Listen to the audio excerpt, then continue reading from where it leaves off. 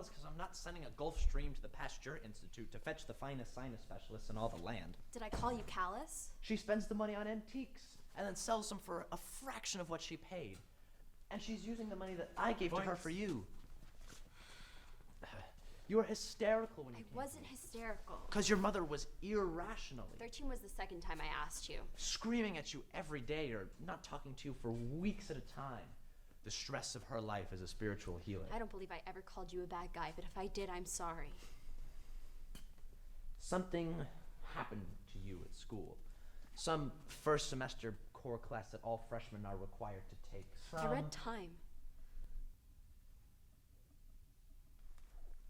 What? I have internet access at school. I read an old copy of Time and I asked my mom some questions about my family history. That was... Time wrote a mangled piece of journal. You were never supposed to read that. I had 2 different Harvard statisticians try to reverse engineer the equation you came up with to try to prove that 28% of American men could be my father. Honey. My mother may be a troubled woman, but what's your excuse? That's why I'm not impressed with your story, Dad.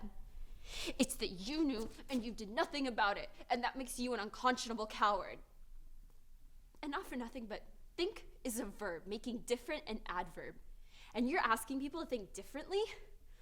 Well, you can talk about the Bauhaus movement all you want. And simplicity is sophistication. And Issey Miyake uniforms. And Bob Dylan lyrics. But that thing looks like Judy Jetson's Easy Bake Oven.